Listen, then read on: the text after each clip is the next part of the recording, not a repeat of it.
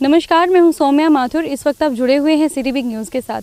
फिलहाल हमारी city big news की टीम मौजूद है गुरु जम्बेश्वर यूनिवर्सिटी में, जहां पर अभी मेरे साथ मौजूद हैं समाज सेवी जो कि अभी समाज सेवा में जुटे हुए हैं। तो इनसे मिलकर जानते हैं कि जो आप लोगों ने जो संस्था बनाई है उसका क्या उद्देश्य है और कितने दिनों से जो ये यात्रा है वो चलती आ रही है। जी सर, सबसे पहले स्वागत करते हैं आपका सिटी बिग न्यूज़ में। धन्यवाद आपका। सर, अपनी संस्था के बारे में बताइए प्लीज़। जो संस्था है हमारी निफा national integrated forum of artist and activist, जैसा कि इसके नाम से नज़र आ रहा है, ये आर्टिस्ट एंड एक्टिविस्ट जो सोशल वर्कर हैं और जो कलाकार हैं उनकी मिली जुली संस्था है। निफा 2000 में बनाई गई थी। आज निफा देश के 25 राज्यों में हमारी ब्रांचें हैं। लगभग 5000 यूथ हमारे साथ जुड़ा हुआ है और राष्ट्र निर्माण के कार्य कर रही है, समाज सुधार के कार्य कर रही है, सामाजिक उत्थान के कार्य कर रही है और विश्व शांति के लिए कार्य कर रही है, क्योंकि बहुत से देशों के साथ हमारे एक्सचेंज प्रोग्राम चलते रहते हैं। निफा की हिसार ब्रांच भी है। हिसार में हमारे बलराज जी और महेश जी जो प्रेसिडेंट और सेक्रेटरी हैं वो यहाँ पर काम कर रहे हैं। बहुत से हिसार के युवा हमारे साथ जुड़े हुए हैं। ये जो हमारा मिशन है जिस पर हम आए हैं, गुरु नानक सद्भावना यात्रा, ये निफा और श्रोमणी गतका फेडरेशन ऑफ इंडिया एक और संस्था है जो जितने भी हमारे गतका अखाड़े हैं उनकी सिरमौर संस्था है। तो ये दोनों संस्थाओं द्वारा मिलकर जो है गुरु नानक सद्भावना यात्रा का आयोजन किया गया था। आप जानते हैं कि ये जो साल है गुरु नानक देव जी के जन्म का, उनके प्रकाश का 550 साल के रूप में मनाया जा रहा है, पूरी दुनिया में मनाया जा रहा है। तो निफा ने भी 20 जुलाई से ये यात्रा शुरू की थी और इसमें हम ऑलरेडी लगभग पूरा भारत, पाकिस्तान, नेपाल, बांग्लादेश, श्रीलंका ये सब कर चुके हैं, जा चुके हैं। अभी हम ये हमारा तीसरा फेज़ है, इसमें हम लोग हरियाणा और पंजाब में जा रहे हैं और इसके बाद फिर हम अरब कंट्रीज़ में जाएंगे, सऊदी अरब, इराक और अफ़गानिस्तान। ये वो पूरा वो मार्ग है जिस मार्ग पर गुरु नानक देव जी अपने जीवन में गए थे। 4 उदासियाँ, 4 यात्राएं उन्होंने की थी। लगभग 40,000 मील का सफ़र गुरु जी ने पैदल तय किया था। अब हम पैदल तो नहीं जा रहे हैं, हम गाड़ियों पर जा रहे हैं, पर उसी रूट को हम फॉलो कर रहे हैं जिस रूट पर गुरु नानक देव जी गए थे। और मुख्य रूप से जो उद्देश्य है गुरु जी का, जो समाज को संदेश था, औरत की बराबरी का संदेश। बीइंग आप क्योंकि एक महिला है, मैं आपको बताना चाहूँगा कि इस दुनिया में अगर औरत की बराबरी की सबसे पहली आवाज़ किसी ने उठाई है वो गुरु नानक देव जी ने उठाई। क्योंकि जब उनका जन्म हुआ था उस समय औरतों की दशा अच्छी नहीं थी। तो गुरु साहब ने उस समय कहा कि सो क्यों मंदा आखिया जित जम्मै राजान, जिस औरत ने बड़े बड़े राजे, महाराजे, महापुरुष, संत पैदा किए हैं उसको बुरा कैसे कह सकते हो। तो वो मैसेज हम दुनिया तक लेके जा रहे हैं। गुरु साहब ने जाति पाति का जो भेदभाव था उसको ख़त्म करने का प्रयास किया। गुरु साहब ने जो धर्मों की उस समय भी लड़ाइयाँ थी जैसे आज भी होती हैं, उनके खिलाफ आवाज़ उठाई। नशों के खिलाफ गुरुजी ने आवाज़ उठाई और गुरुजी पर्यावरण के बहुत बड़े प्रहरी थे।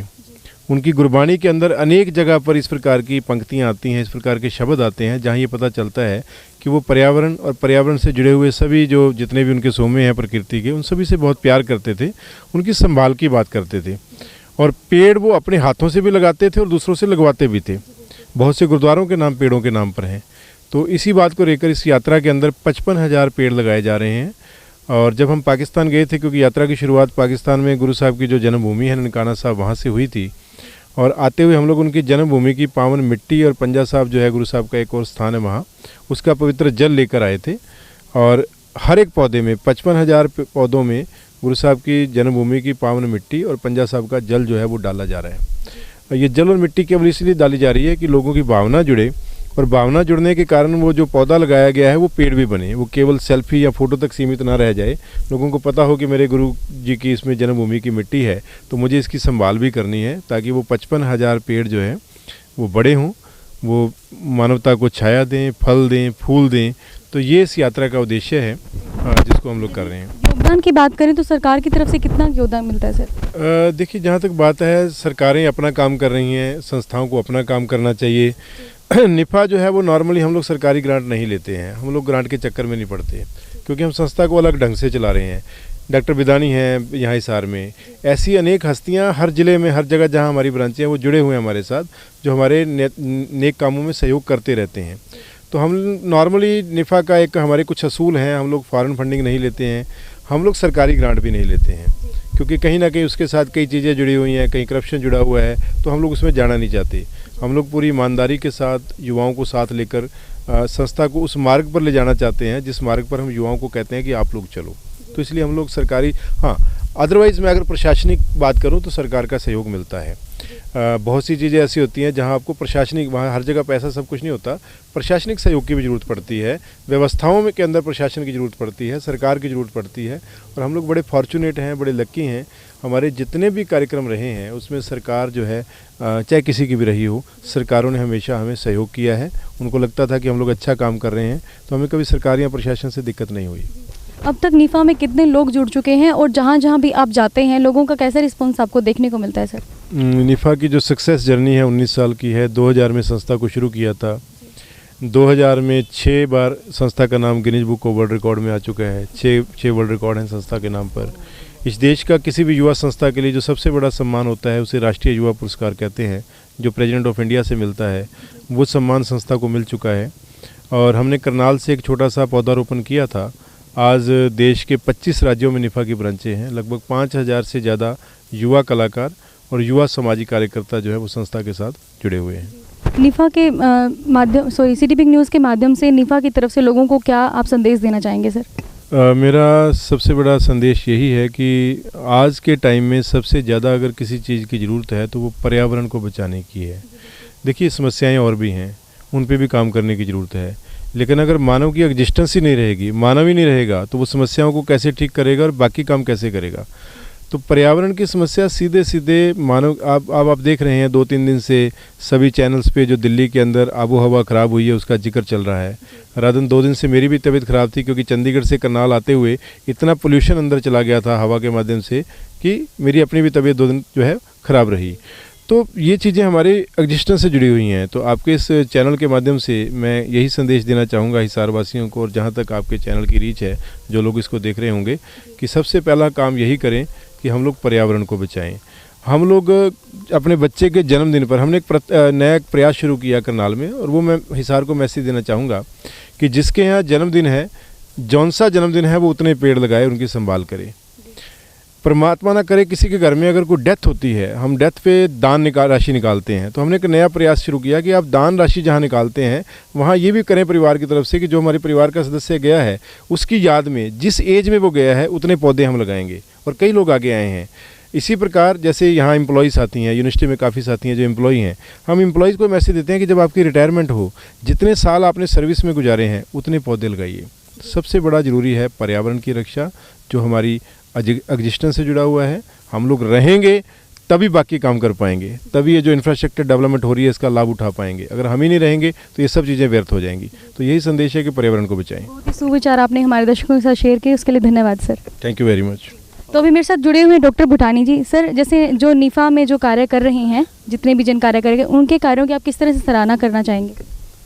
बहुत हर मौके पे ये काम करते हैं। कोई भी आपदा आए तो ये लोग सामने आने वाले हैं। यही लोग के सहारे राष्ट्र का निर्माण भी है और राष्ट्रीय सेवा भी है। वो बहुत अच्छा काम कर रहे हैं जी। हमारा पर्यावरण इतना प्रदूषित क्यों होता जा रहा है सर? इसका सबसे मेन कारण है वो क्या है और इस पर कैसे कार्य किया जाना चाहिए? हम लोग रोज़ाना पेड़ काट रहे हैं, तो यही इनका प्रयास है कि वो पेड़ को दोबारा लगाया जाए।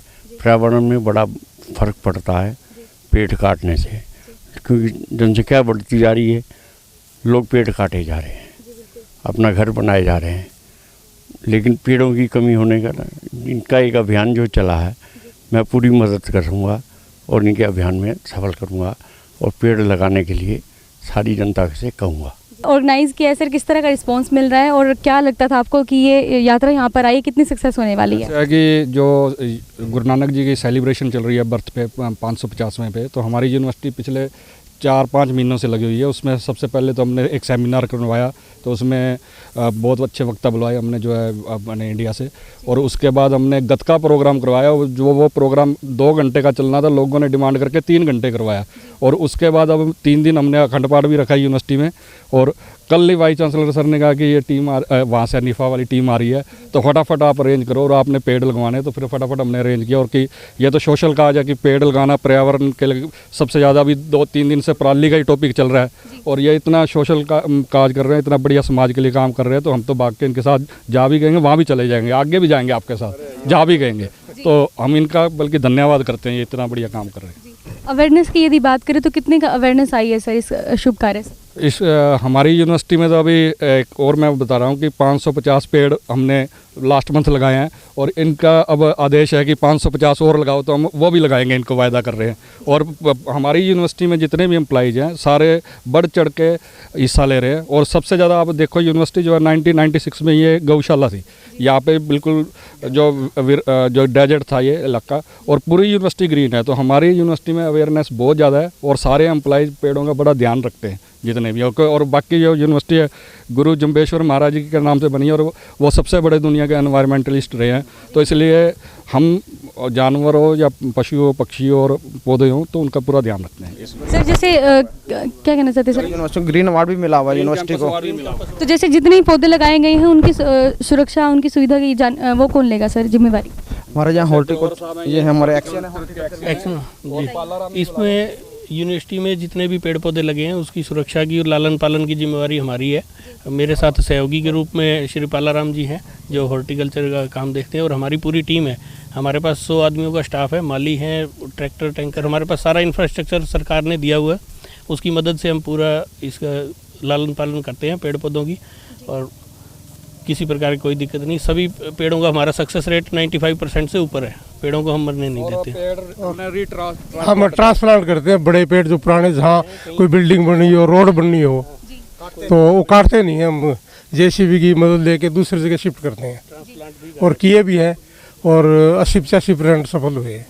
खजूर जो यूनिवर्सिटी में खजूर लगे हुए हैं 100 साल पुराने हैं, 200 साल पुराने हैं, वो सारे ट्रांसप्लांट कराए हैं। जहाँ बिल्डिंग बनी है वहाँ से निकाला है हॉर्टिकल्चर डिपार्टमेंट ने। और यूनिवर्सिटी के मेन गेट पे आप एंट्रेंस पे देखोगे तो वो ट्रांसप्लांट वाले खजूर है। ठीक। तो जैसे अब हमने लोगों से बातचीत की तो बहुत ही प्यारा सा मैसेज दिया कि यदि आपका कभी बर्थडे आता है, यदि 5वां बर्थडे है तो 5 पेड़ जरूर लगवाइए। आप खुद नहीं लगा सकते तो अपने पेरेंट्स की मदद से लगवाइए। बहुत ही प्यारा मैसेज, क्योंकि सबसे बड़ी समस्या जो हमारे एनवायरनमेंट की है वो एनवायरनमेंट पोल्यूशन की है, और पेड़ों से ही उसके ऊपर रोक लगाई जा सकती है। इसीलिए मैं सिटी बिग न्यूज़ के माध्यम से सभी दर्शकों से ये अपील करना चाहूँगी कि अपने जन्मदिन पर आप चाहे 3-4 जितने हो सके उतने ज़्यादा पेड़ लगाइए। जितने वर्ष के आप होने वाले हैं उतने पेड़ जरूर लगाइए, ताकि हमारा पर्यावरण बचा रहे और एनवायरनमेंट पोल्यूशन कम हो सके। आपके सामने फिर से मौजूद होंगी एक नई ताज़ी खबर के साथ जो आपके शहर से जुड़ी हुई होगी। तब तक के लिए आप जुड़े रहिए सिटी बिग न्यूज़ के साथ और मुझे दीजिए इजाज़त। नमस्कार।